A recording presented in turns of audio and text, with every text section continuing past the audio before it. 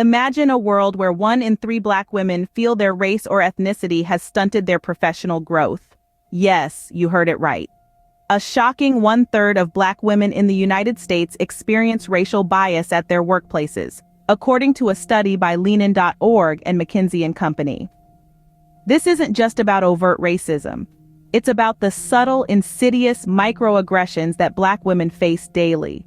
It's about the unconscious bias that pervades our workplaces and stifles the potential of countless individuals. Let's hear it from Dr. Derald Wing Sue, a renowned psychologist and expert in the field of racial microaggressions. He explains, microaggressions are the everyday slights, indignities, put-downs, and insults that people of color, women, LGBT populations, or those who are marginalized experience in their day-to-day interactions. These microaggressions can be intentional or unintentional, but they have a significant harmful impact on the target. Take, for instance, the story of a Black woman overlooked for a promotion, despite being the most qualified candidate, or the tale of a Black woman who consistently gets less feedback than her peers, leaving her in the dark about her performance. These are not isolated incidents but systemic issues that plague our workplaces.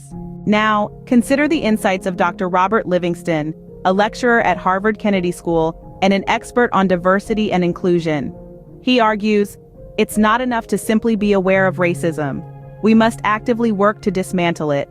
This includes recognizing and challenging our own biases, as well as calling out and addressing racial inequities when we see them. But what can you do, you might wonder? Firstly, acknowledge that racism exists. It's not a myth or an overblown issue.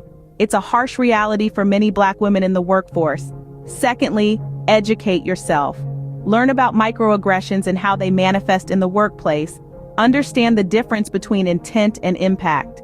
A comment might not be intended as racist, but if it has a harmful impact, it's problematic. Thirdly, challenge the status quo. If you see something, say something.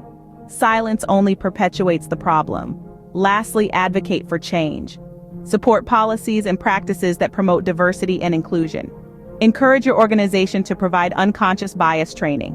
Remember, combating racism is not just the responsibility of Black women. It's the responsibility of each one of us. It's time to stand up, speak out, and fight against racism in the workforce.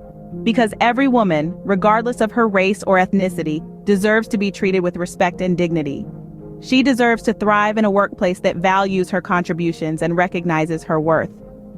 Let's not just imagine a world free from racism. Let's strive to create it.